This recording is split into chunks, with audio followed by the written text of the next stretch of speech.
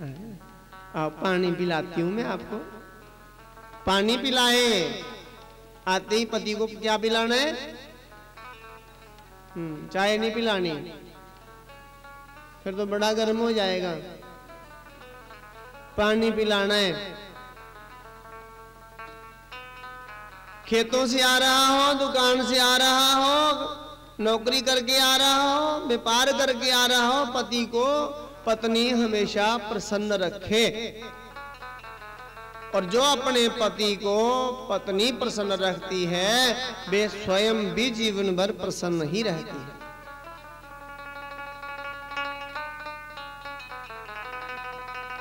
श्री राम जय राम।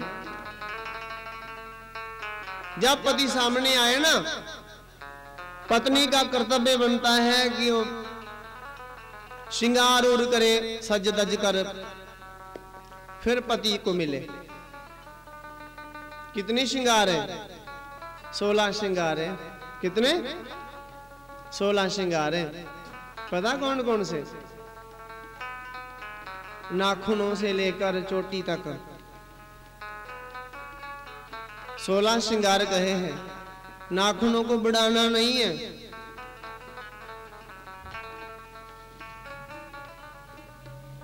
अपना स्वरूप नहीं बनाना है कि नाख ही नाख है।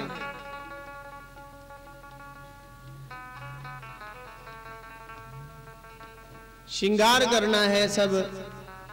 जो पत्नी अपने पति के सन्मुख श्रृंगार करके आती है उसके घर में कभी लक्ष्मी की कमी नहीं आती।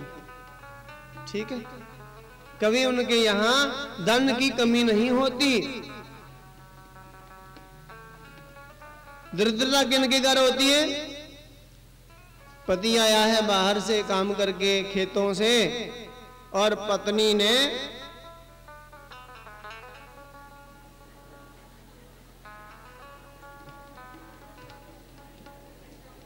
उसके घर में आई हुई लक्ष्मी भी भाग जाएगी।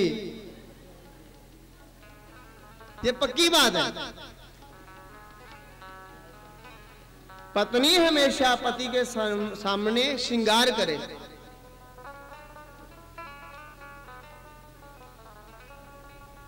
पति के सामने हमेशा। पति सामने नहीं है, भले ही ना करे श्रृंगार, इतना ज्यादा नहीं करे, थोड़ा करे, किंतु पति के सामने अवश्य करे, जरूरी है। उस घर में लक्ष्मी की कमी नहीं आती, कोई कमी नहीं आती उसके घर में। देवहूति को मन में पता नहीं कितना कष्ट है, किंतु पति को प्रसन्न करके भेज दिया और स्वयं बाद में रोने लगी। कपिल भगवान ने माता जी को रोते बिलखते ही देखा। एक दिन भगवान ने पूछा, मैया आपकी आंखों के आंसू कभी सूखते नहीं, कारण क्या है? आप इतना रोती क्यों हैं? माता ने कहा, पुत्र जब से आपके पिता चले गए मुझे इस वन में छोड़कर, तो मेरे मन की सारी प्रसन्नता खत्म हो गई। कहने लगे, मैया संसार के लोगों से आप मोह करती हैं, इस संसार से कभी मोह नहीं करो, क्योंकि मोह सकल व्याधिन कर मूला। सभी बीमारियों की जड़ जो है मोह है। मोह ना करो, मोह का त्याग करो, क्योंकि ये संसार असार है। असारः खलु संसारो दुख रूपी विमोहक। असार है, दुखों का घर है ये संसार। इसलिए आप अपना नियम बनाओ। मैया सुबह उठते ही भगवान को, गुरुजनों को, बड़ों को, माता पिता को, गाय को प्रणाम करो। राम जी सुबह उठते क्या करते हैं? प्रातः काल उठ के रघुनाथ, मात पिता गुरु नावहि माथा। प्रातः काल उठी के रघुनाथ, मात पिता गुरु नावहि माथा।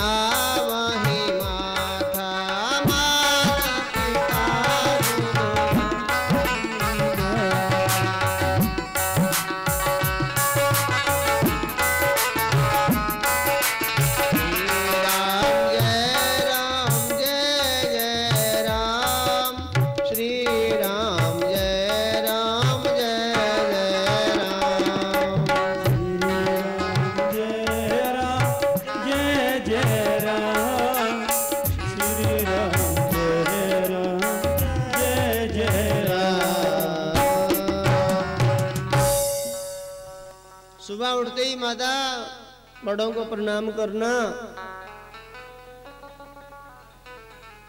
और फिर पृथ्वी को भी प्रणाम करना। मैया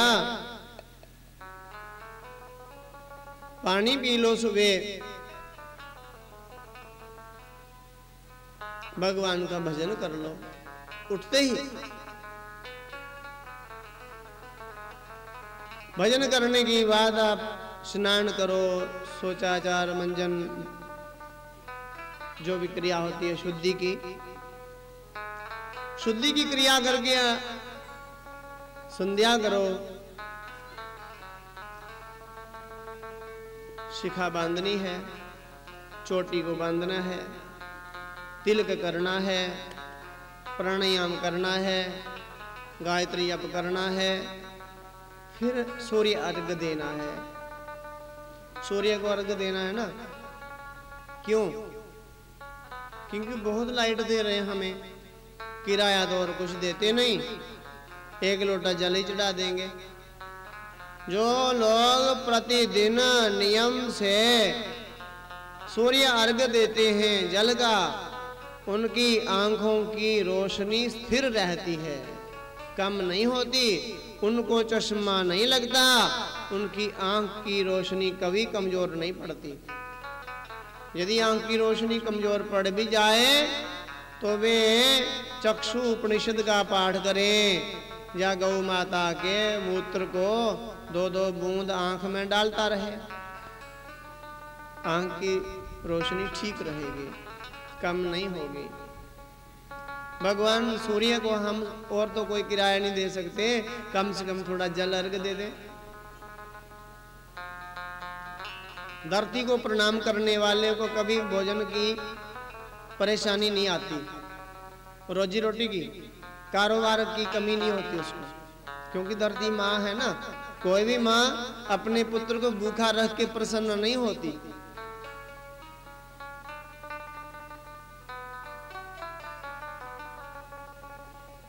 संध्या करो, चोटी बांधकर, तिलक लगाकर। चोटी बांधनी है, चोटी रखी है तब बांधोगे, है ही नहीं चोटी। मेरी चोटी एक बच्चे ने खींची और कहे जे क्या है जी, आपने क्या किया है, ये दुम्बू किसने किया आपका? मैंने कहा बेटा ये क्या बोल रहे हो आप? माता भी उसकी डांट रही थी, पिता भी उसको समझा रहे थे, और सबने कहा है तो ये बच्चा बड़ा शरारती महाराज, पर हम पूछना चाहते हैं ये इसकी क्या महिमा है, हमें भी नहीं पता। तो विनोद में सब लोग ऐसा कहते हैं कि ये एंटीना है, हमने बोल दिया ये एंटीना है। बोले एंटीना है? हाँ एंटीना है, एंटीने से टेलीविजन चलते थे ना पहले, उसके लिए एंटीना लगता था। आज के युग के बच्चों को क्या मालूम क्या होता एंटीना। तो कुछ लोग वहां बैठे हुए थे, ये थोड़ी सी आपने शिखा चोटी रखी, ये एंटीना है, और जो माताओं ने रखी, देवियों ने, ये क्या है? तो विनोद में ही कह दिया ये डिशे हैं, डिशे। एंटीने से तो एक ही चैनल चलता था, दूरदर्शन नेशनल,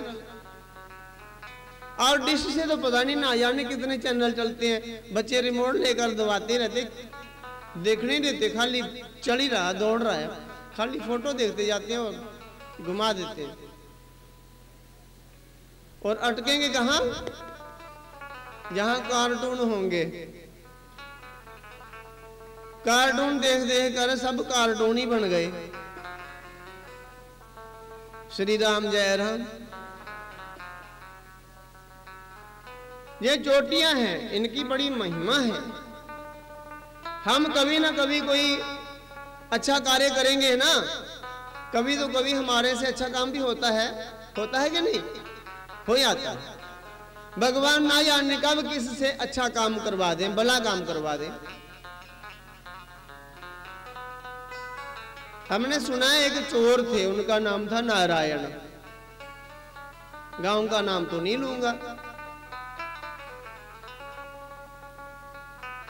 नारायण जी के गांव का नाम नहीं लेना उचित नहीं है।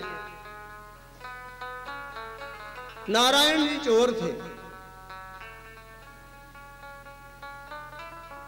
आदत पड़ गई उनको चोरी करने की। एक दिन वे चोरी करने चले गए। शन रोड़िया के ऊपर गांव है दनोक। पुरानी कथा है, सच की घटना है, आज से 50-100 साल पहले की। दोनों गांव में उन्होंने क्या किया, चोर को पता था कि इनकी लड़की की शादी है परसों, तो आज इनके घर का सामान चुराऊंगा मैं, इनके घर बहुत सामान होगा। और उसने, चोर ने, नारायण ने क्या किया, दीवार तोड़ी। दीवार तोड़कर अंदर चला गया और जिनके अंदर गया मकान के अंदर, वे दोनों पति पत्नी अभी सोए नहीं थे, जगे हुए थे। रात बड़ी बीत गई थी किंतु वे सोए नहीं थे, उनको नींद नहीं आ रही थी, करवटें भी नहीं बदल रहे थे, लेटे हुए थे। किंतु लेटे लेटे ही जो पुरुष था ना, उस घर का मालिक जो था ना, वो फूट कर जोर से रो पड़ा। उसकी पत्नी भी पास में ही थी। उन्होंने कहा, क्या हुआ, क्या हुआ, क्यों रो रहे हो, क्यों रो रहे हो? ब्राह्मण था, गरीब था, उसका एक धनवान मित्र था और पूरा जीवन उस ब्राह्मण ने मित्र के घर ही बिता दिए, मित्र का काम करने को ही जीवन बिता दिया। और मित्र यही कहता था कि तू सेवा करता रहे, मेरा काम करता रहे, जब तेरी कन्या का विवाह होगा तो तूने चिंता क्यों करनी, सब कुछ मैं ही कर दूंगा। दहेज क्या करना है, बारात को क्या खिलाना है, गहने क्या क्या है, सब कुछ, सब व्यवस्था मैं करूंगा। किंतु आज वे मित्र जो था, वे जवाब दे गया कि आजाद हो, शादी आगे कर ले, थोड़े दिन बढ़ा ले, तो जा फिर मेरे से कोई सहायता ना मांग, मैं परेशान हूं बड़ा। अब ब्राह्मण ने लड़के वालों को कहा कि आप थोड़ा देर से विवाह ले लो। उन्होंने कहा अब नहीं देर होगी, क्योंकि हमने सब रिश्तेदारों को बोल दिया। बोल तो इन्होंने भी दिया था। अब पत्नी से क्या कहें, पत्नी पूछे क्या हुआ, क्या हुआ, क्यों रो रहे हो? उन्होंने कहा क्या बताऊं देवी, आज मित्र ने धोखा दे दिया, मुझे जवाब दे दिया। परसों हमारे घर बारात आने वाली है, हम क्या मुंह दिखाएंगे, कोई गहना नहीं, कोई कपड़ा नहीं, कोई खाने के लिए कुछ नहीं है। दोनों पति पत्नी फूट फूट कर रोने लगे, दोनों रोने लगे। ये तो सचमुच, ये तो बहुत बड़ा हम पर संकट आ गया। और जो चोरी करने आया था ना, चोर, जिसका नाम नारायण है, नाम बड़ा अच्छा उसका, जो चोरी करने आया था, वे भी अंदर बैठकर रोने लगा। चोर भी रोने लगा। क्यों? क्योंकि उसके मन में आया, हे मूर्ख, मैं कहां आया चोरी करने?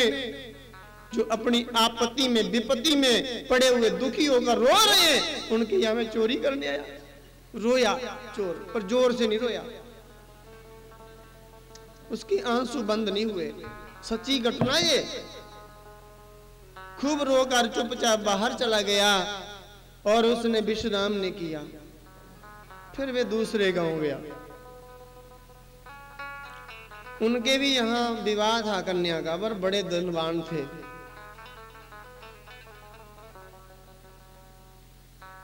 उनके घर जाकर उन्होंने चोरी की, दीवार तोड़ी, गहने निकाले, कपड़े भी निकाले और मिठाई जो बनाई थी उन्होंने पहले ही सब उठाई, जोर भी था उसमें, पहले लोगों में जोर भी होता था। सब सामान उठा उठा कर जंगल में छुपाया, पता नहीं कितने चक्कर लगाए। सब सामान उठाकर जंगल में छोड़ा और फिर सुबह होते ही उस ब्राह्मण के घर में देखा, मैं जाऊं तो जाने से पहले, मेरे जाने से पहले वहां पुलिस आई हुई है, पुलिस आई है। क्योंकि ब्राह्मण ने और कुछ नहीं, दीवार टूटी है, चलो मैं जाकर थाने में लिखाता हूँ मेरे घर चोरी हो गई, हो सकता कोई मेरी सहायता करे, मदद करे, रिश्तेदार या गांव के या पुलिस वाले सब लोग मेरी मदद करेंगे, कन्या का विवाह हो जाएगा। उनके घर आई हुई थी पुलिस। अब चोर ने देखा यहाँ तो पुलिस आई हुई, तो मैं तो चोर हूँ, सबको पता है, अब इनके सामने जाना ठीक नहीं है। किसी बच्चे को बुलाया और कहा आप ऐसा करो, उस ब्राह्मण को बुलाकर मेरे पास लाओ। उनको कहा आपको कोई याद करा पर अकेले ही आना। और दूर पहाड़ी पे बैठकर अकेले देख रहा है कि ब्राह्मण आ रहा है। ब्राह्मण जब आया तो नारायण जी ने कहा भाई आपके घर क्या चोरी हुई है? मैं जानता हूं, चोरी करने वाला और कोई नहीं, मैं ही था, मैंने ही दीवार तोड़ी थी। आप ऐसा करो इन पुलिस वालों को भेज दो, मैंने सामान सब इकट्ठा कर लिया है, मैंने दीवार तोड़ी थी आपके घर की चोरी करने के लिए। किंतु जब आप दोनों रोने लगे तो मेरे को बड़ा दुख हुआ। आज मैं जो सामान लाया हूं, जे कहने, जे अन्न है, जे वस्त्र है, अभी कल बारात आनी, एक रात और बाकी है, यदि कोई कमी लगती मुझे बता, तेरी बेटी नहीं मेरी बेटी, बैठकर शादी करवाऊंगा बेटी की, किंतु पुलिस को ना कहना, पुलिस को भेज दे। फिर चोर रोने लगा। ब्राह्मण ने दोनों की बात है, पुलिस को भेज दिया। और फिर सामान जी को कोई कमी थी तो उसी ने नारायण ने पूरी की और बीच बैठकर शादी करवाई और बाद में चोरी करना छोड़ दी। और बाद में फिर वे स्वयं अपने मुख से ये बात कहते रहे, कई बार ये बात कही उन्होंने कि मैं चोर था, भगवान ने मेरे से बहुत बड़ा काम करवाया। उस ब्राह्मण ने मुझे लाखों करोड़ों आशीर्वाद दिए और वे अभी बेटी बड़ी अच्छी फलती फूल रही है, फल फूल रही है, अच्छे अपने ससुराल में बड़ी खुशहाल है। और उस ब्राह्मण का आशीर्वाद मिलने से अब मैं चोरी नहीं करता हूं, तो मेरे घर में कोई कमी भी नहीं है। पहले मैं चोरी करता था तो कमियां ही कमियां रहती थी। ना जाने भगवान कब अच्छा काम करवा दे, कब भला काम करवा दे। हमें कभी भी मन से दया का त्याग नहीं करना है, दया हमारे मन में रहे। दया ही धर्म का मूल है, दया ही धर्म करवाती है। आज लोग निर्दयी हो गए हैं, दया नहीं है, बहुत से लोग निर्दयी मिलेंगे।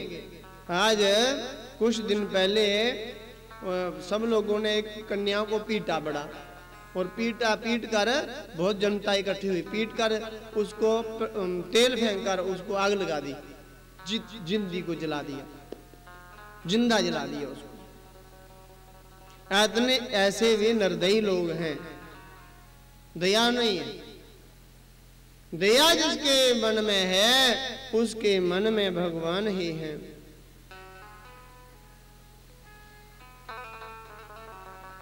हम कभी ना कभी कोई धर्म कार्य करेंगे, किंतु टिकेगा कैसे? कथा सुनने आए हैं, कीर्तन नहीं करेंगे तो सुनी हुई कथा सत्संग बेकार चला जाएगा। इसलिए कथा से पहले भी कीर्तन होता है ना, कथा के बाद में भी कीर्तन होता है। हम कोई भी चीज खरीदने जाते हैं बाजार में तो किसी पात्र में लेकर आना पड़ता है, पात्र में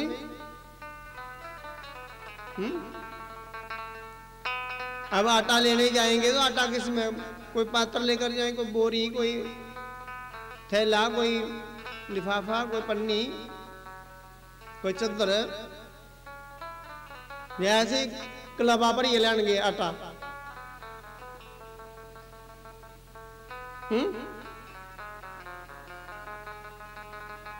पात्र चाहिए ना, दूध लेने जाना तो पात्र चाहिए, किंतु जिसमें दूध ले रहे हैं उस पात्र को छेद है, दुहा हुआ दूध बचेगा नहीं बचेगा। गहने लेने जाते हैं तो हम गहना ऐसे नहीं हाथ में लेकर आते हैं, गहने को रखने के लिए डब्बी होती बड़ी अच्छी। सुनार की दुकान पे जाते हैं हम कभी कभार, कभी कोई जरूरत पड़े कि लक्ष्मी नारायण की मूर्ति लानी है या पंचरत्नी लानी है या भगवान की कोई भी मूर्ति की कोई गहना, कोई आभूषण, कोई मूर्ति के लिए, तो हम देखते क्या हैं, डिब्बियां।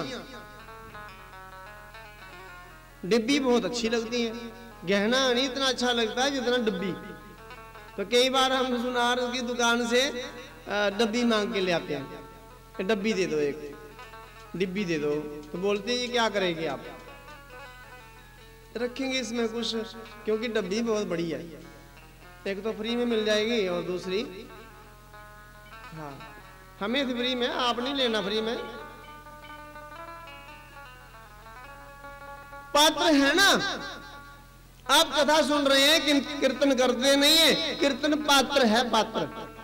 सुबह जो करते हैं वो नीचे वाला पात्र, और शाम को आरती के समय जो करते हैं वे ऊपर का ढक्कन पैक हो गया, बंद हो गया आपका सत्संग, नहीं तो बिखर जाएगा। ये भी हमारे शरीर का ढक्कन है, पात्र है। कोई भी कार्य करते हैं धर्म का, पुण्य का, तो ये उस धर्म कार्य को बचाती है। चिदरूपणी महामाया दिव्या तेज संबिते तिष्ठ देवी शिखा मध्य तेजो वृद्धिम कुरुषो में। तेज की वृद्धि करती है, दिव्य तेज को संभालती है, दिव्य कार्य जो हम करते हैं उसका फल प्रदान करती है। हम शिखा बंधन के बिना कोई दिव्य कार्य नहीं कर सकते। स्नाने दाने मखे व्रते, कोई भी हम स्नान दान हवन देवार्चन करने के अधिकारी तब हैं जब हमने शिखा बांध रखी है। मैया सारा दिन घर का काम करो, रात्रि के समय फिर भगवान को याद करके सो जाओ, सुबह उठते ही फिर भगवान को प्रणाम करो। रात का सोना भी भक्ति में बदल जाएगा और दिन का काम धंधा भी भक्ति में बदल जाएगा। गुरुजनों की आज्ञा का पालन करना, संसार से मोह ना करना, ऐसा नियम बना लो। सांख्य शास्त्र सुनाया है भगवान कपिल जी ने। माता जी ने कहा, पुत्र मुझे सांख्य शास्त्र समझ में नहीं आया। कपिल भगवान ने कहा, मां आप गुरु धारण करो, आप गुरु दीक्षा ले लो, आप गुरु मंत्र लो, दीक्षा ग्रहण करो, क्योंकि गुरु बिन बाबा निद कराई ना कोई, जो बिरंजी शंकर सम होई। गुरु बिन गति नहीं, गुरु बिन गत नहीं, शाह बिन पत नहीं। पंजाबी में बोलते ना, गुरु बिन गत नहीं, गुरु बिन गति नहीं होती, और शाह बिन पत नहीं। पत अर्थ लाज नहीं रहती। कोई भी बड़ा कार्य करना है, शाह आपको बनाना पड़ेगा, उधार मांगना ही पड़ेगा। अरे मेरी घड़ी निकाल दे, मेरा समय निकलवा साथ होकर, मैंने अब शादी चाहिए बेटी की, थोड़ी सहायता कर देना। अब यज्ञ हो रहा है, इसमें सहायता कर देना। शाह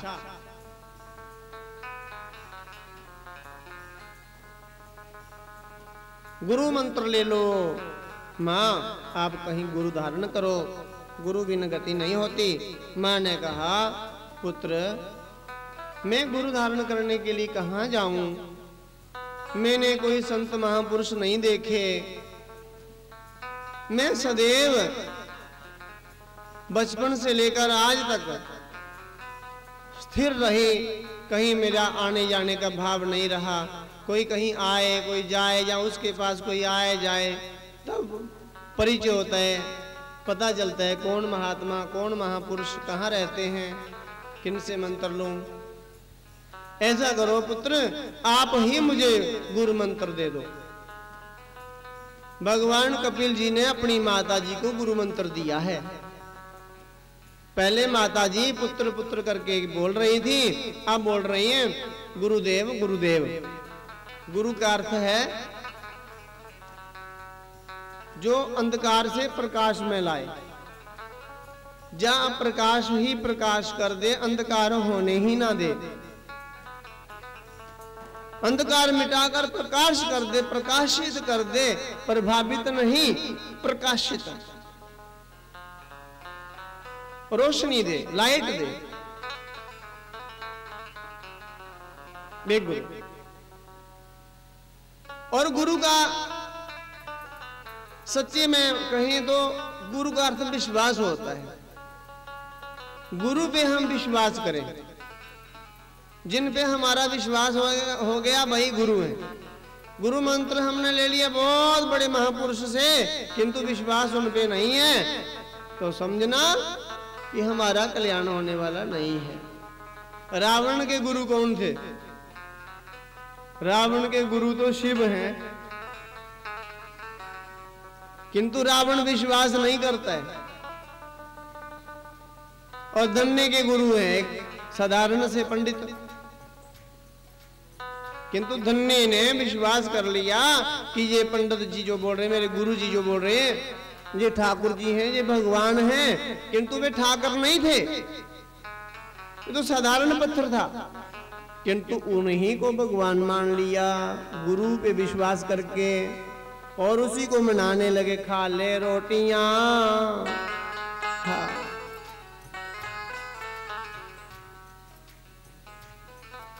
भोग लगाते हैं, भगवान ने हाथ निकाला है। धन्य ने कहा ये नहीं मानूंगा, पूरा प्रत्यक्ष आकर बैठना पड़ेगा, बैठकर खानी पड़ेगी। भगवान मुरली वाले आए हैं और रोटियां खा रहे हैं, और धन्ना थाली खींच रहे। ठाकुर जी सारी आप ही खा जाओगे क्या? मैं भी तो भूखा बैठा हूँ, थोड़ी मुझे दे दो। भगवान कहते वाह भक्त, ऐसा भक्त दुनिया में ना मिला। कितना अपनापन लग रहा है। मांगता किससे कोई? या अपनी माँ से मांग पाएगा, जहाँ बहुत घनिष्ठ प्रेम हो, वहां से ही मांगा जाता ना। अरे ठाकुर जी मैं भी तो भूखा हूँ, थोड़ा मुझे दे दो। जैसे माँ और बच्चा के बार थाली खींचते ना, भाई भाई बैठ जाए थाली खींचते हैं, एक थाली में खींच रहे हैं। ऐसे ही भगवान देखते ये कैसा भक्त है, मेरे आगे से थाली खींच रहे। अरे भक्त आपके घर की रोटी खाकर बड़ा आनंद आया, बड़ी प्रसन्नता हुई, वर मांग लो कुछ। धन्य ने कहा क्या वर मांगू? सब लोगों ने अपनी खेती जुताई है, फसल लगाई है, मैं तो आपको ही मनाता रहा। अब मेरी गाय पता नहीं कहाँ है, और कौन ढूंढेगा? ये सब काम आप ही करो। भगवान ने कहा ठीक है। भगवान गौवा चराते हैं, हल चलाते हैं, भगवान खेत जोतते हैं और मुरली बजाते हैं। धन्ना प्रसन्न होकर एक दिन पंडित जी मिले और प्रणाम किया, गुरु जी आपने बड़ी कृपा की है, जो आपने ठाकुर दिया ना बहुत काम करता है, थकता ही नहीं, वो मुरली बहुत अच्छी बजाता है। हाँ हाँ। पंडित जी ने कहा क्या बोल रहे हो? सच बोल रहा हूँ गुरु जी, बड़ी अच्छी मुरली बजाता है, बांसुरी बजाता है, मैं सुनता हूँ। अच्छा मुझे दिखाओगे? हाँ गुरु जी। गुरु जी को भगवान दिखाई नहीं देते थे, तो भगवान से कहा धन्य ने, प्रभु जी मेरे गुरु जी हैं, हम इनसे रुष्ट मत होइए, इनको दर्शन देने पड़ेंगे, इनको दर्शन दे दो। तो दर्शन दिए। विश्वास से ही फल की प्राप्ति होती है। आज पूरा विश्वास हो गया, गुरु की आज्ञा का पालन करना होता है विश्वास करके। एक उपमन्यु नाम के ऋषि हुए हैं।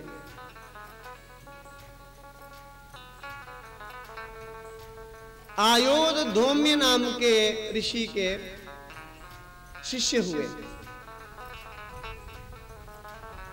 श्री राम जयराम हमारे ही पूर्वज हुए उपमन्यु। हम उपमन्यु गोत्र के ब्राह्मण है ना, खजूरिया, तो अपने ही पूर्वज की बात सुनाते हैं। हीरानगर में है तो हीरे ही हीरे हैं, खजूरिये बहुत खाते हैं ना। श्री राम जय राम।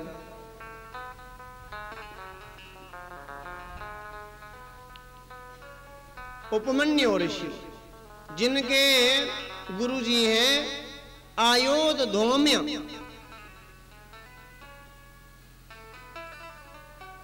गुरुजी कई बार सेवकों को कसौटी पर कसते हैं,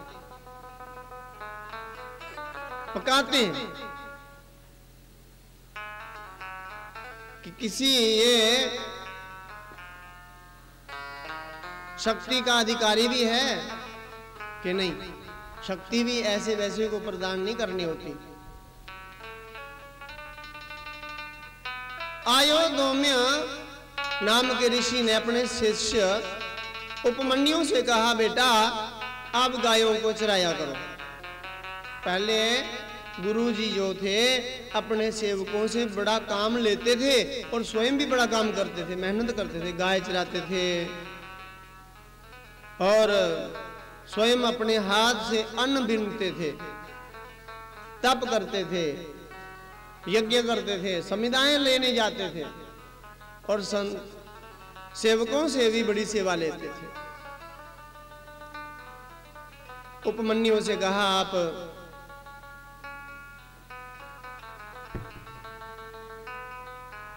गायों को चराया करो। उपमन्यु गोत्र के कितने लोग हैं जहां? जरा हाथ खड़ा करना। बस इतने ही है। हाथ खड़ा करो ना, संकोच क्यों करते हो? इतना लंबा हाथ है, बड़े लोग हैं। तो उपमन्यु गुरु की आज्ञा का पालन करता है और गाय चराने गया। वो गाय चराता है और बड़ा हष्ट पुष्ट, बड़ा बलवान लग रहा है। एक दिन गुरुजी ने पूछा, उपमन्यु बेटा आप बड़े हष्ट पुष्ट दिख रहे हो, बड़े तगड़े हो, आप क्या खाते हो? उपमन्यु ने कहा, गुरुजी मैं भिक्षा मांग के खा लेता हूँ, गाय चराने जाता हूँ और जब किसी गांव के पास से गुजरता हूँ तो उस गांव से भिक्षा मांग कर खा लेता हूँ। अरे उपमन्यु, भिक्षा मांग कर और गुरुजी को बिना अर्पण किए ही खा जाते हो आप? सेवक का कर्तव्य है पहले भिक्षा मांगकर गुरु को अर्पण करे फिर खाए। उपमन्यु ने ऐसा ही किया। ठीक है गुरुदेव, मैं आपकी आज्ञा का पालन करूंगा। भिक्षा मांग कर लाते और गुरुजी को आगे छोड़ देते।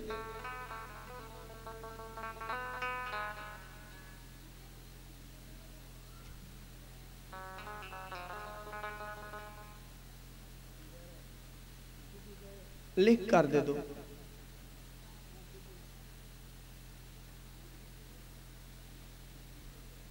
एकादशी की कथा।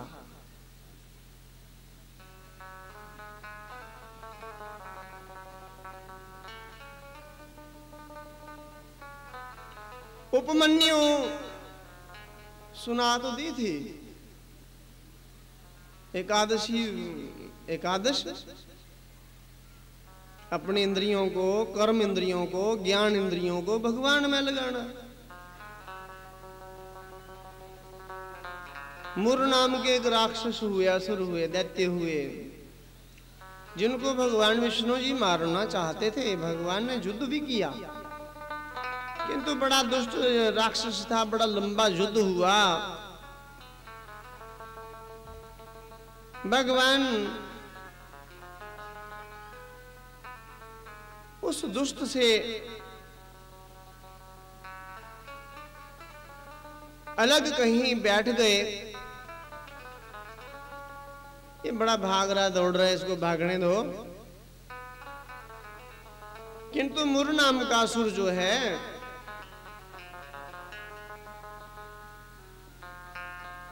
अपने तपोबल के प्रभाव से भगवान विष्णु को ढूंढ लेता है। भगवान विष्णु जी के पास पहुंच गया तप बल से। देखा भगवान जोग निद्रा में सोए हुए हैं। मन में आया भगवान सोए हुए हैं, इनका अंत कर दूंगा। जैसे ही खड्ग निकाला, प्रहार करने लगा, भगवान विष्णु के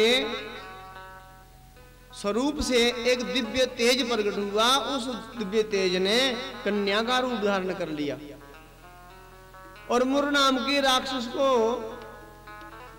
कि ये बोलने से पहले उसकी गर्दन धड़ से अलग कर दी। धड़ाम करके उसका धड़ पृथ्वी पर गिरा तो भगवान ने आंखें खोल के देखा, देवी बड़े क्रोध में, नेत्र लाल किए हुए, हाथ में खड्ग लिए हुए उसकी तरफ देख रही है, दुष्ट की तरफ। भगवान ने कहा, देवी कौन हो आप? देवी ने कहा, पता नहीं मैं कौन हूं, किंतु ये दुष्ट आपको मारना चाहता था, मेरे द्वारा ये मारा गया।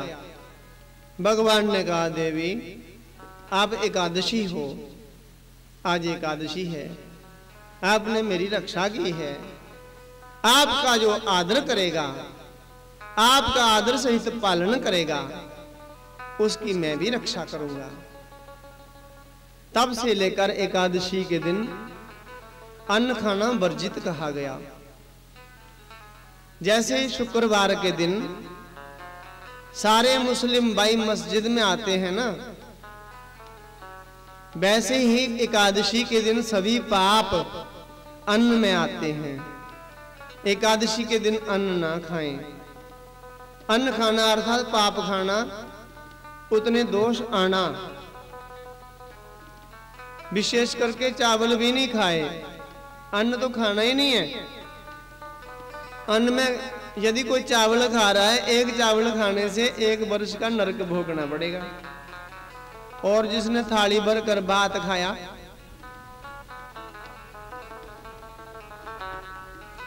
अन्न मत खाओ।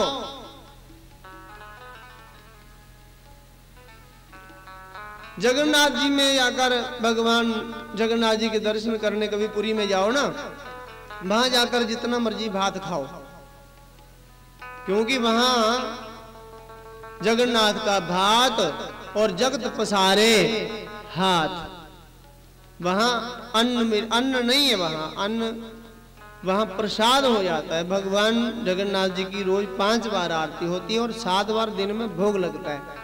रोज प्रतिदिन 1.25 लाख लोगों का प्रसाद बनता है। कितने लोगों के लिए? कम से कम 1.25 लाख लोगों के लिए भोजन बनता है। और एक चूल्हे पर 7 बर्तन रखते हैं। चूल्हे पे 1 बर्तन रखा ना, और 1 बर्तन में एक ही बार भोजन बनेगा, दूसरी बार नहीं बनता, बर्तन तोड़ देते हैं। एक चूल्हे पर बर्तन रखा है कच्चा, मिट्टी का बर्तन, और उस मिट्टी के बर्तन के ऊपर फिर मिट्टी का बर्तन, फिर मिट्टी का बर्तन, और उसको हिलाना डुलाना कुछ नहीं, चढ़ा देना खाली। और बाद में देखना सबसे ऊपर वाले बर्तन में सबसे पहले भोजन बनता है, फिर नीचे वाले में। सीढ़ियां लगी हैं, देखते रहते ना, देखने देखकर उतार लेते, फिर नीचे वाली जो चूल्हे पर रखी है ना, चूल्हे पे हांडी, उसको सबके बाद में उतारेंगे, ऐसी मान्यता है। वहां के पुजारियों की बड़ी शुद्धता, बड़ी पवित्रता, और वहां के जो रसोइया है ना, हम जैसे ब्राह्मणों से कभी स्पर्श नहीं करते। भले ही हम कहेंगे हम ब्राह्मण हैं, किंतु हमारी चोटी छोटी है ना, गौ के खुर जितनी चोटी होनी चाहिए। जितना गौ का खुर होता ना, चरण होता ना, उतनी चोटी होनी चाहिए, इतनी इतनी इतनी। ये नहीं कि 2-4 बाल रख लीजिए तो हो गई चोटी। इतनी बड़ी बड़ी चोटी, उतने मोटे मोटे यज्ञोपवीत सिला हुआ कपड़ा नहीं पहनेंगे, केवल केवल धोती पहनेंगे। तपोनिष्ठ है, त्रिकाल संध्या करने वाले ब्राह्मण मिलेंगे आपको, तपोनिष्ठ है, आज भी उनकी वाणी सत्य होती है। ब्राह्मण तो ब्राह्मण है ना, उसकी क्या महिमा। तो ये भी कथा हम उपमन्यु की सुना रहे थे, एकादशी की कथा बीच में आ गई, आपने सुनी, आप बड़े भाग्यवान हैं, हमारा भी बड़ा भाग्य उदय हुआ है।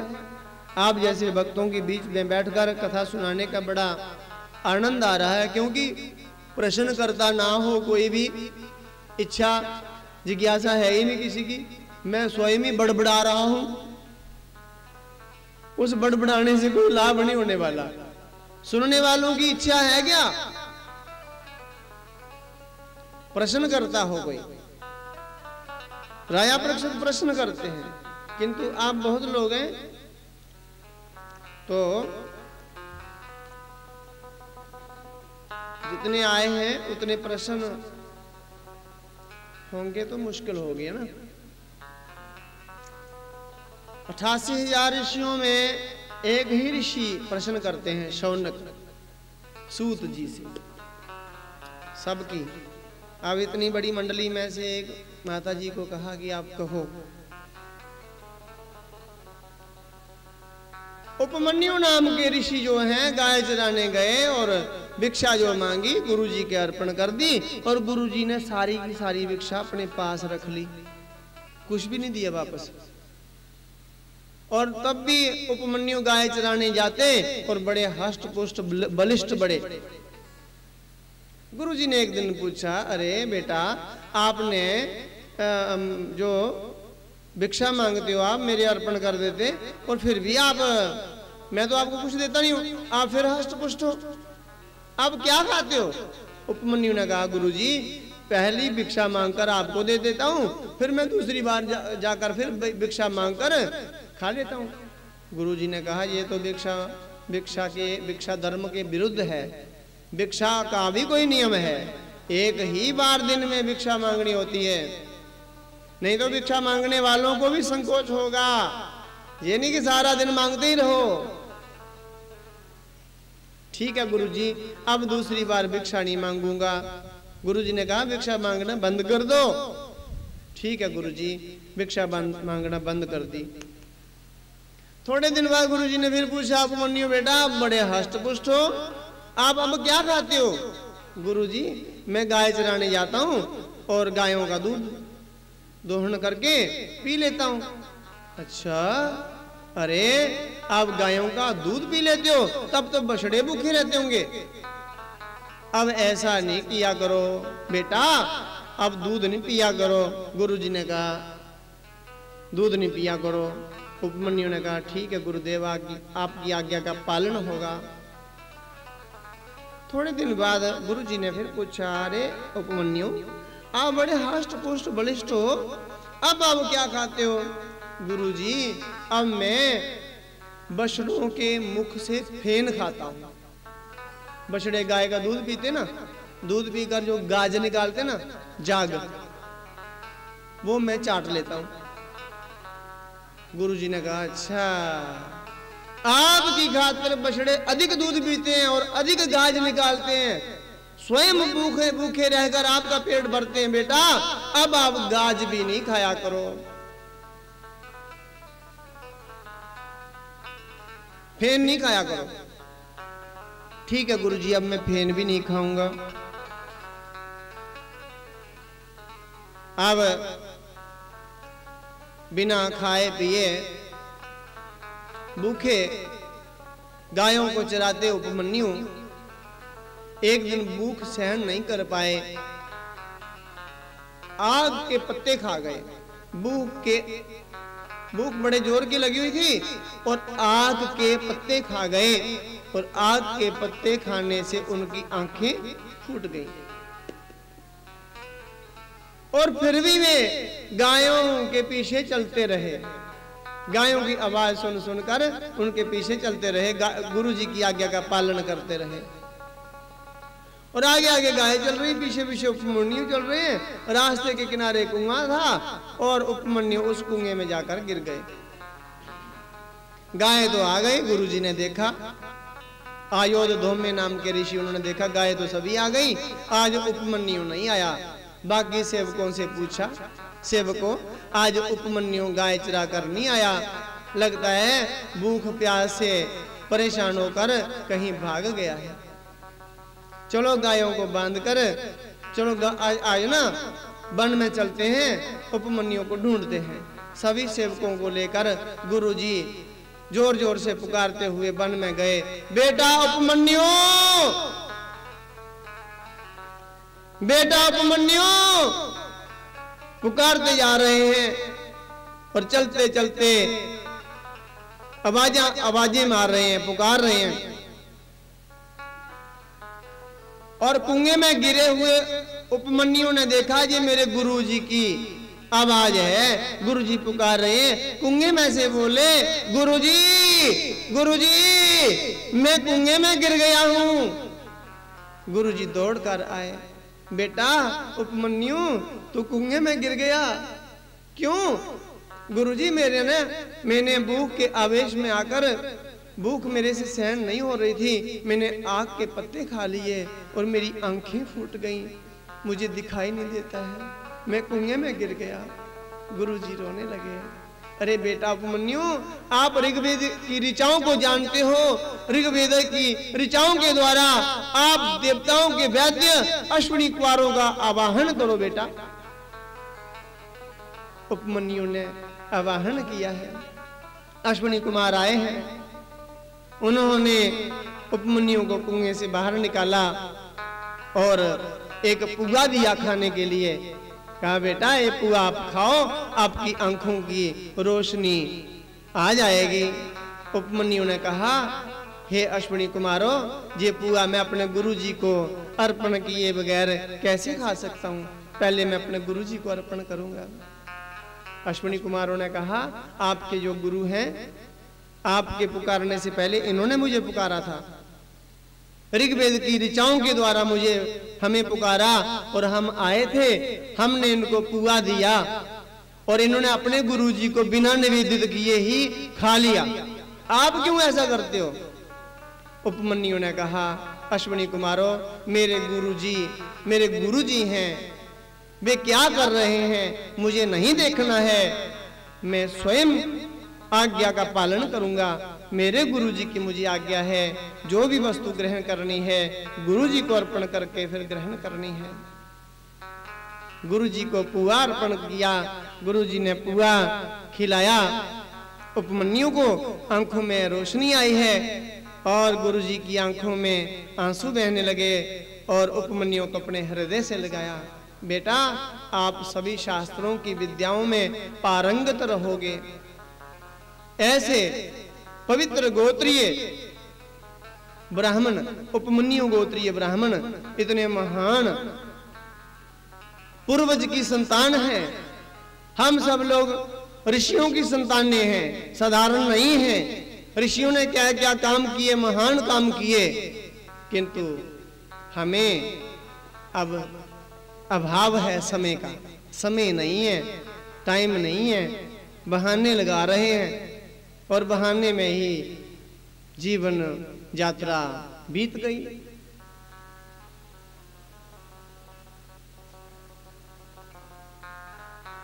देवभूति को भगवान कपिल जी ने भक्ति शास्त्र का उपदेश दिया। श्रवणम कीर्तनम विष्णु स्मरणम पाद सेवनम अर्चनम वंदनम दास्यम सख्यम आत्म निवेदनम। गुरु की आज्ञा का पालन करना, गुरु पे विश्वास करना ही परम धर्म है। पहले माँ पुत्र मान रही थी, ये मेरा पुत्र है, मैंने जन्म दिया है, इसकी बात कितनी सच मानूं, कितनी झूठ मानूं, किंतु अब गुरु मान लिया तो विश्वास करना होगा। जब गुरु मान लिया तो फिर तो विश्वास करना ही है। करो, विश्वास से ही कल्याण है। मंत्र जाप मम दृढ़ विश्वासा, पंचम भजन सो वेद प्रकाश। गोस्वामी तुलसीदास जी महाराज रामचरितमानस लिखने लगे, और सबसे पहले उन्होंने लिखा भवानी शंकरो। किसी ने पूछा होगा भवानी कैसी है और शंकर कैसे हैं? क्या सर्पों की माला पहनने वाले? भुजगेंद्र हारम। माता जी कैसी हैं? सिंह पे सवारी करने वाली हैं। कहा है भवानी शंकरो। आगे लिख दिया उनका रूप श्रद्धा विश्वास रूपिनो। भवानी शंकर कैसे हैं? भवानी का रूप है श्रद्धा और शंकर का रूप है विश्वास। ये तो श्रद्धा और विश्वास की चीजें हैं।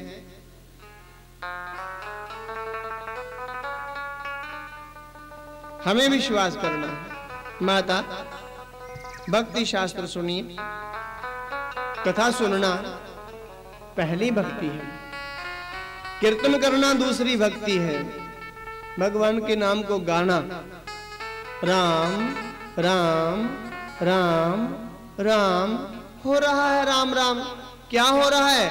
जप हो रहा है, राम नाम का जप हो रहा है। श्री राम जय राम जय जय राम। ये क्या हो गया? राम राम हो रहा है ना, ये कीर्तन है। भगवान के नाम को गाना यही कीर्तन है। बेंटे गाना, भजन गाना, ये संकीर्तन। और एक कथा वार्ता सुनाना, बीच बीच में भजन, बीच बीच में कीर्तन, संकीर्तन, ये सब भगवान के भक्तों की भगवान की कथा सुनाना, यही सत्संग है। तीसरा भगवान के विष्णु भगवान को स्मरण करना, याद रखना। चौथा चरण सेवा करना। पांचवा अर्चन करना, अर्चना। छठा वंदना करना, भगवान की स्तुतियां गाना। जटाट विग्गलज्जल प्रवाह पावित स्थले, गले अवलंब्य लंबितांब जुंग तुंग मालिकाम।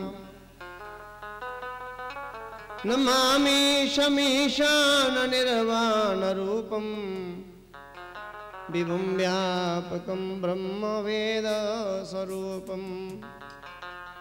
भय प्रगट कृपाला दीन दयाला कौशल्या हितकारी। श्री रामचंद्र कृपालु भज मन हरन भव भयो दारुणम। नव कंज लोचन कंज मुख कर कंज पद कंजारुणम। भगवान की प्रार्थनाएं, वंदना, स्तुतियां गाना छठी भक्ति।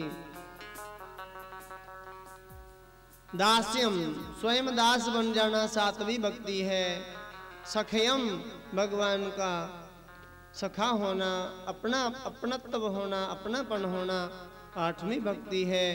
नौवीं भक्ति है आत्मनिवेदनम, सर्वस्व भगवान के अर्पण कर देना राया वाले की भांति। माता ये नवदा भक्ति है। माता की समाधि लग गई और पांच तत्व का ये शरीर जो है पांच तत्वों में मिल गया। भगवान ने देखा भैया की आत्मा मुझ में ही लीन हो गई। माता के देह का संस्कार किया। अंत्येष्टि क्रिया करके भगवान कपिल जी पाताल लोक चले गए तप करने के लिए। भगवान ने कठोर तप किया है, सिद्ध कर दिया बिना तप के सृष्टि नहीं चलती। तप ही प्रदान है। आज की कथा इतनी ही। रात्रि के सत्संग का आनंद लें।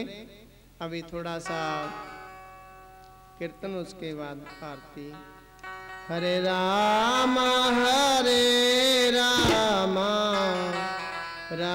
राम हरे हरे।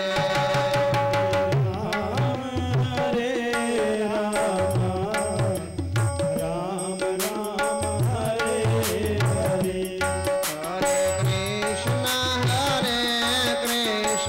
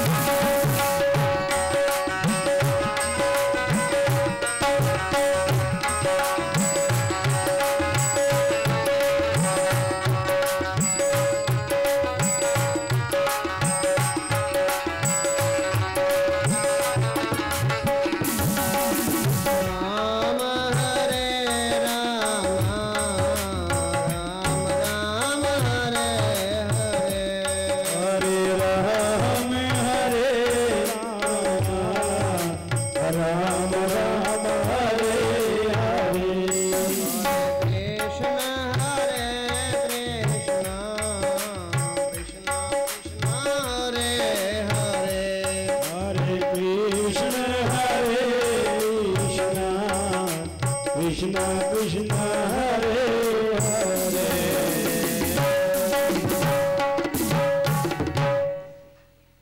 बोलिए बाल कृष्ण भगवान की जय। सियावर रामचंद्र भगवान की जय।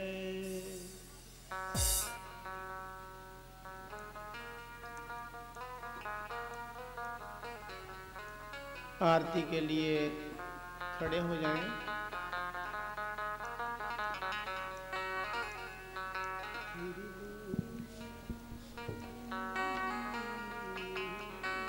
श्री भागवत भगवान